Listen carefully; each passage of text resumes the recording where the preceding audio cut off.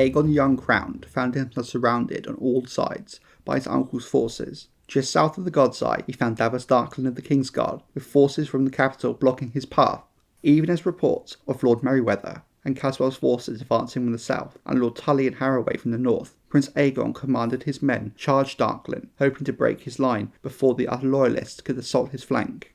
Aegon mounted Quicksilver to lead the attack himself, but as he took flight, men below began to shout and point skyward. Balerion the Blackdread had appeared in the southern sky. King Maegor had joined the fight. For the first time since the doom of Valyria, dragons were to do battle. Quicksilver was the quarter of the size of Balerion the Blackdread, and was no match for the older, fiercer dragon. Quicksilver and her pale white fireballs were engulfed by the great black flames of Balerion. His jaws closed around Quicksilver's neck and ripped a wing from her body. Screaming and smoking, the young dragon fell to earth, Prince Aegon with her.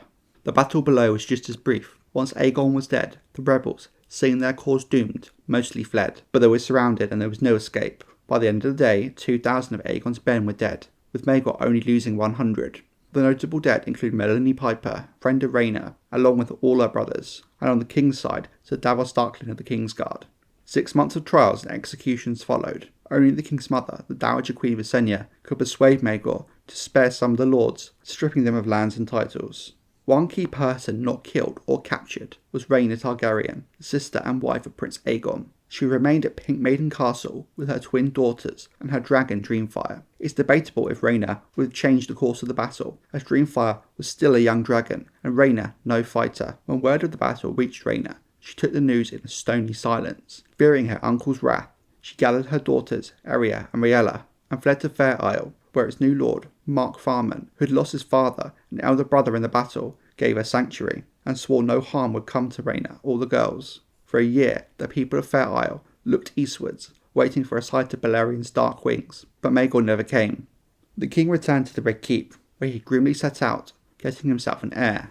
The 44th year after the conquest was peaceful, when compared to more recent, but the smell of blood and fire hung in the air as Maegor sat on the Iron Throne, as his Red Keep rose around him.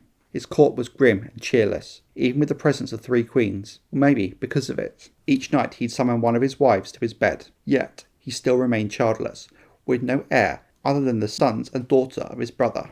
He became known by many as Maegor the Cruel and a kinslayer for the death of Prince Aegon, whom many still saw as the rightful king. In Old Town, the High Septon died and another was chosen. Though he spoke no word against the king or his queens, the enmity between King Maegor and the faith endured.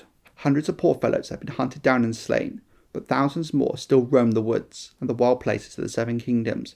One band even crowned their own High Septon, a bearded brute named Septon Moon. A few warrior sons also still endured, led by Sir Joffrey Doggett. Outlawed and condemned, the order no longer had the strength to meet the king's men in open battle, so the Red Dog sent them out in the guise of hedge knights to hunt and slay Targaryen loyalists. On Dragonstone, the Dowager Queen Visenya had grown thin and haggard. Queen Alyssa, King Aenys' widow, also remained on the island with her younger son, Jaehaerys, and her daughter Alysanne, and Aenys' eldest surviving son, Viserys. Maegor summoned the 15-year-old Viserys to court and made him his squire, with the Kingsguard always in his shadow to keep him away from any treasonous plot. For a while in 44 AC, it seemed like the king would soon have the son he wanted so badly. Queen Alys announced she was pregnant. Grand Maester Desmond confined Alys to her bed as her pregnancy progressed, and took charge of her care along with her 2 sisters, Jane and Hannah. After 3 months of her confinement, Queen Alys began to bleed heavily and lost the baby. When Maegor came to see the stillbirth, he was horrified to find the baby boy a monster, with twisted limbs, a huge head and no eyes. The king insisted the boy could not be his son, and in his fury had the midwives and scepters charged with the queen's care, as well as Grand Maester Desmond executed, only sparing Alys's sisters. Maegor was seated on the Iron Throne, with the head of the Grand Maester in his hand, when Queen Tyenna, his mistress of whisperers, told him he'd been deceived. The boy was not truly his. When Queen Cerise had returned to court, bitter and childless, Alys Harroway had begun to fear the same fate awaited her unless she gave Maegor a child. Tyenna alleged Alys turned to her father, the Hand of the King, Lucas Harroway, who would then send a string of men to his daughter's bed the night she was not with the king, in the hopes she would become pregnant. But Maegor refused to believe the tale. He told Tyenna she was a jealous barren witch, but Tyenna told the king that spiders do not lie, and handed Maegor a list of names. 20 men were alleged to have slept with Queen Alys. Old men, young men, handsome and ugly, knights, squires, lords, servants, even her grooms and singers. The men had only one thing in common. All were proven to have fathered healthy children. Under torture, all but 2 confessed. One, a father of 12, still had the gold paid to him by Lord Harroway. The questioning was carried out secretly, so Lord Harroway and Queen Alys had no idea until the Kingsguard came to arrest them. Dragged from her bed, Queen Alys saw her sisters killed as they tried to protect her. A father, who was inspecting the Tower of the Hand, was flung from its roof. Harroway's sons, brothers and nephews were taken as well, thrown onto spikes that lined the dry moat around Maegor's holdfast. The 20 names on the list soon joined them, and another dozen men named by the first 20. The worst death was reserved for Queen Alys herself, who was given over to Diana. No record of what happened to Alys is known, but it can be said that her dying took the best part of a fortnight, and that Maegor himself was present for all of it, as witness to her agony. After her death, the Queen's body was cut into 7 parts, and the pieces mounted on spikes above the 7 gates of the city. King Maegor himself departed King's Landing, assembling a strong force marching on Harrenhal to complete the destruction of House Harroway. Men, women, children, anyone with a drop of Harroway blood was put to death. He then marched on Lord Harroway's town on the Trident and did the same there. In the aftermath, people began to say Harrenhal was cursed, that every house to hold it had come to a bad and bloody end. When Maegor returned to King's Landing, he was greeted with the news that his mother, Queen Visenya, had died, that in the confusion following the Queen's death, Alyssa and her children had made their escape from Dragonstone, with the dragons Vermithor and Silverwing. They had even gone as far as to steal the Valyrian steel sword, Dark Sister, as they fled.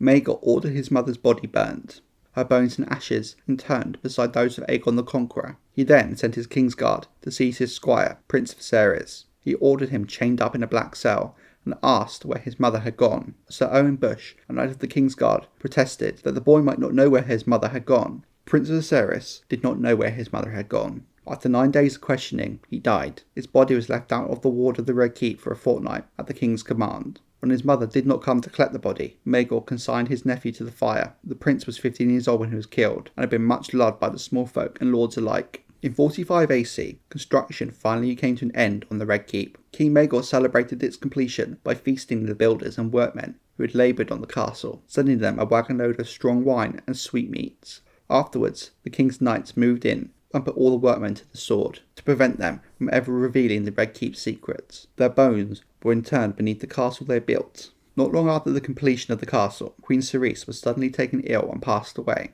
A rumour around court heard that her grace had given offence to the king with a shrewish remark, so he had commanded Sir Owen to remove her tongue, that the queen had struggled and Sir Owen's knife had slipped and slit the queen's throat. Though never proven, this story was widely believed at the time, but most maesters now believe it was simply slander concocted by the king's enemies. Whatever the truth, the death of his first wife left Maegor with a single queen, a black-haired, black-hearted Mantoshi sorceress, Diana, mistress of whisperers, who was hated and feared by all. Hardly had the last stone been set on the Red Keep, Maegor commanded that the ruin of the Sceptre of Remembrance be cleared atop of Rhaenys' hill. In its place, a great stone stable for dragons would be erected.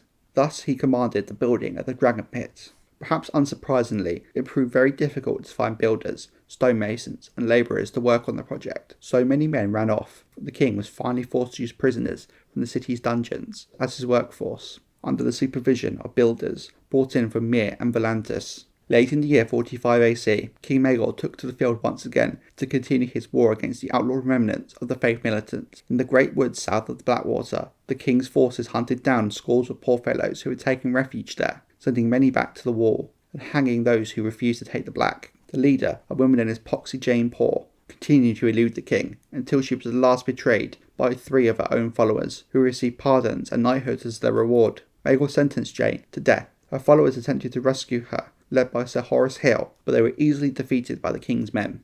Elsewhere in the realm, the tide had begun to turn against the king. Small folks and lords alike had come to despise him for his many cruelties, and many began to help his enemies. The high septon raised by the poor fellows roamed the Riverlands and Reach, drawing huge crowds. North of the Golden Tooth was ruled and all but named by the Red Dog, Sir Geoffrey Doggett, self-proclaimed Grand Captain of the Warriors' Sons. Neither Castle Rock or Riverrun seemed inclined to move against them. The coming new year found Maegor still without a son, not even a bastard who could be legitimised. Nor did it seem likely that Queen Diana would give him the heir he so desperately desired. While she continued to serve Maegor as a mistress of whisperers, the king no longer sought her bed. It was past time for him to take a new wife. Maegor's counsellors agreed, but very few across the realm expected what was about to happen.